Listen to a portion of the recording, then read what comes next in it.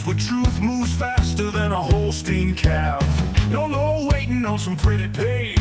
We're charting new ground in the digital age. From genomic codes to row-wide facts, we cut through the noise, no holding back. Not your daddy's dairy news tonight. We're sparking debates with every insight. The ring's not where the real fight's at. It's in the data, in the channel chat.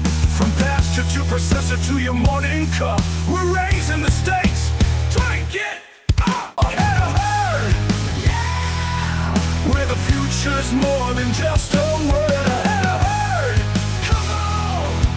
The bullvine's calling, let your voice be heard. Welcome to the Bullvine Podcast, where we deliver the insights that actually matter to your dairy operation. I'm your host, and today we're diving into a technology that could fundamentally change how we evaluate dairy cattle. Holstein Association USA is developing automated classification cameras that promise to eliminate classifier visits entirely. But here's the catch. This revolutionary technology might only work for 40% of dairy farms. The rest? They're potentially priced out. In today's deep dive, we're breaking down the real economics, why 500 cow operations could see $49,000 in annual returns, while smaller dairies face an impossible math problem. We'll explore what this means for traditional classification, who benefits, who gets left behind, and most importantly, what you need to know to make the right decision for your operation. Let's get into it. Welcome back to the deep dive. Today, we're looking at something pretty big, shaking up the dairy world, Holstein Association USA's automated classification cameras. Honestly, it feels like a total rethink. It really does. And the conversation isn't really, can they make this tech work anymore, is it? It feels like it's shifted completely to, well, when is this going to change everything? That's absolutely the core of it now. We're kind of past the proof of concept stage, Now it's all about the spreadsheets, the dollars and cents. Right. So our mission today really is to dive deep into the economic feasibility of this whole Build a Better Cow project. We need to look at the projected ROI, how that changes with herd size, and maybe more importantly, the real world stuff.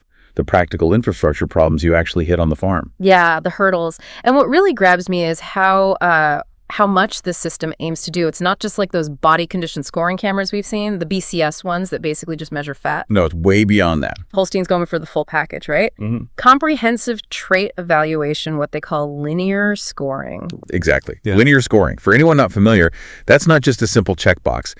It's getting into the nitty-gritty details, measuring things like udder attachment, foot angle, dairy strength, scoring them precisely, usually on a 1 to 9 scale. Which takes a trained human eye right now. It's a highly trained human classifier, yeah. But this tech, it aims to do that automatically, continuously. And the timeline people are talking about, maybe a launch around 2027, 2028, somewhere in there. And the power here, it seems, isn't just about getting an accurate score. It's about where that data goes. Absolutely. Yeah. Dr. Jeffrey Bewley and his team, they're not just building a fancy camera, it's more like a data pipeline. Okay. This system is designed from the ground up to feed those scores directly into the genetic evaluation system through the Council on Dairy Cattle Breeding. So what that means for producers is you get this steady stream of objective data flowing right into your breeding decisions. It could seriously speed up genetic progress. Okay, well, the proof is always in the pudding, or maybe the paycheck here. For this to really take off, the economics have got to work. So let's start there. What's the research saying about the potential annual return per cow? Let's take that sort of ideal starting point, the 500 cow dairy, maybe one really focused on genetics. Right. So the projections, when you combine that automated scoring with the really detailed evaluation, they point to a potential benefit somewhere between $66 and $98 per cow per year, which is pretty compelling. Okay, $66 to $98 per cow. And where does that value actually come from? Can you break that down? Sure. It basically comes from 4 key areas. The biggest piece seems to be better feed efficiency. We're talking maybe $25 to $35 per cow saved annually just by being able to fine-tune feeding based on really precise ongoing evaluations. Makes sense. What else? Second, you obviously save on the traditional classification costs. That's maybe $6 to $8 per cow. Third is expected improvements in cow health and longevity. They could add another $20 to $30. And finally, making more accurate genetic selections adds, say, $15 to $25 per cow. So if you add all that up for that 500 cow example, you're looking at an extra, what, $33,000 to almost $50,000 a year in value. Roughly, yeah. Yeah. In that ballpark, $33,000 to $49,000 annually. Okay. And if the system itself costs, let's estimate maybe $150,000, that seems plausible based on other precision ag tech. That's a reasonable working number, yes. And your payback period is looking like 3 to 5 years. That's pretty attractive for a larger operation. Very attractive. It makes a strong case financially. But, and this is a big but, most dairy farms in the U.S. aren't 500 cows, right?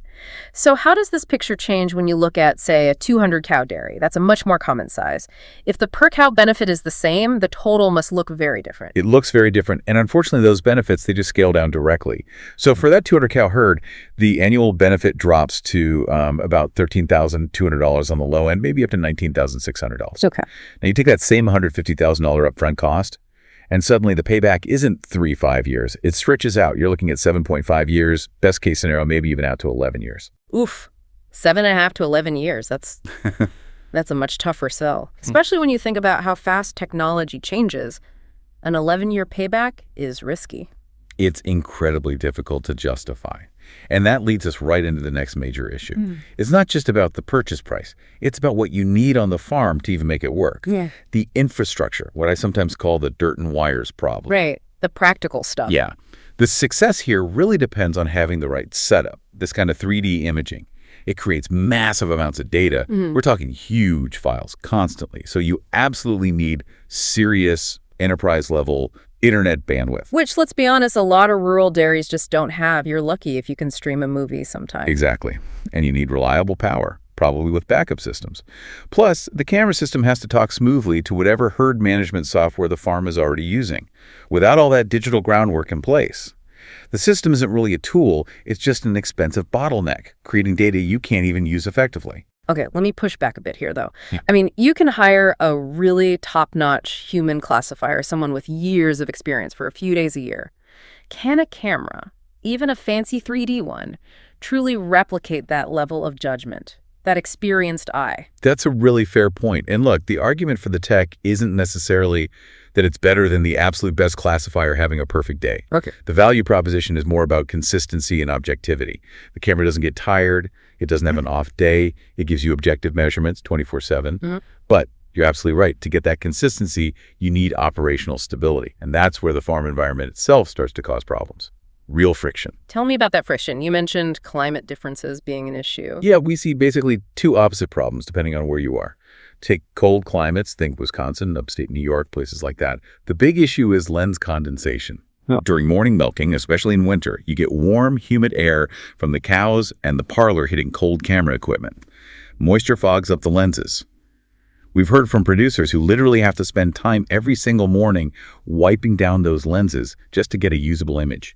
That's such a classic farm reality check, isn't it? Yeah. The lab prototype works perfectly, but then you realize someone needs to add wipe camera lens to their morning chores list. That eats into any efficiency gain right there. It absolutely does. And then you go to the other extreme hot climates, Texas, Arizona, Southern California, places where it gets seriously hot. Right. When the barn or parlor temperature climbs past, say, 105 degrees Fahrenheit, which happens, the sensitive electronics in these systems can overheat and shut down. We know of operations that had to install dedicated cooling systems, like little air conditioners, just for the camera hardware. That's a significant, often unplanned extra cost. Adds thousands, maybe tens of thousands to the real investment. And I guess places in the middle, like the Pacific Northwest or the Mid-Atlantic, they probably deal with a mix of humidity, rain, temperature swings, all creating their own headaches for sensitive gear. Exactly. It's rarely simple out in the barn. So, okay, if the economics are tough, even for a 200-cow dairy, and you've got these significant infrastructure and environmental hurdles, what does this really mean for the majority of dairy farms in the U.S., the smaller ones? This brings us to what you called the 60% problem. Yeah, the 60% problem, if you look at USDA data, it's pretty clear. The vast majority of dairy farms in the U.S., something like 60%, are milking fewer than 100 cows. Right, the smaller family farms. Exactly. And based on the current costs we're talking about, this kind of automated classification technology, it's basically out of reach for them. The capital cost is too high, the payback period stretches out way too long, becomes completely unworkable. So you've got this potentially revolutionary genetic tool, but it's really only accessible to the largest, maybe 40% of the industry. That seems to be the reality right now, yes. Which creates a real issue if the goal is broad genetic improvement across the entire national herd. It does. But Holstein is a cooperative, right? That's different from a typical tech company that's maybe backed by venture capital and just chasing the highest return. Yeah. Does that cooperative structure offer any potential ways to, bridge this gap for smaller producers? That's the hope, potentially. Because they aren't solely driven by maximizing profit for external investors, there might be more flexibility. We have to start thinking about different ways to access the technology beyond just buying it outright. Alternative ownership models. Like what? Well, think about how other expensive technologies came into agriculture. Ultrasound for pregnancy checks, for instance. When that was new and expensive, individual farms didn't usually buy the machine. Right. The vet brought it out. It was a service. Exactly. Your vet owned it, and you paid for the service when you needed it. You could see a similar model emerging here.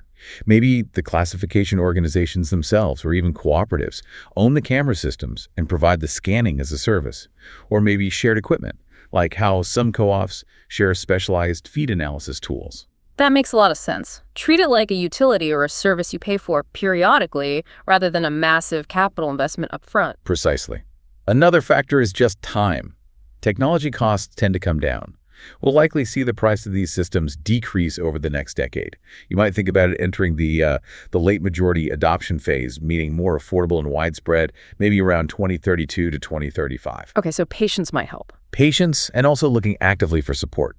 Smaller operations really need to investigate cost-sharing programs. There are often state or federal initiatives, grants, things like that, designed to help farms adopt new technologies. Sometimes they can cover 20, maybe 30% of the investment. That could definitely tip the scales, making a 7 or 10-year payback feel a bit more manageable.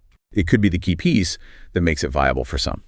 And, all this talk about automated cameras, it obviously changes the game for the traditional human classifiers, too. It sounds like their skills won't just vanish, though. More like evolve. Absolutely evolve. Their expertise doesn't become obsolete, it just shifts. Think about when DHIA testing went from guys walking around with weigh jars to automated milk meters. The job changed. Right. People stopped doing the repetitive data collection and moved into more analytical roles, advising on feed, management, using the data.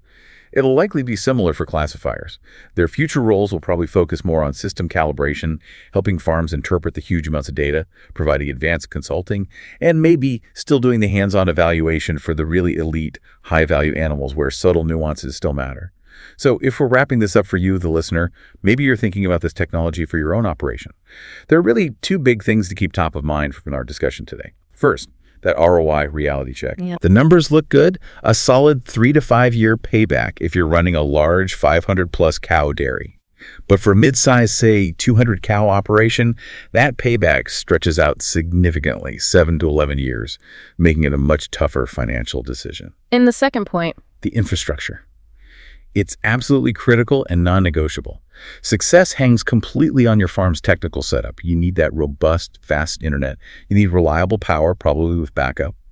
And you need a plan for dealing with your specific climate, whether that's wiping lenses in the cold or installing coolers in the heat. So before you even think about signing a purchase order, you need to figure out the total cost, right? Not just the camera price tag. Are you going to need $10,000 in network upgrades, or maybe $50,000 to add climate control in the parlor?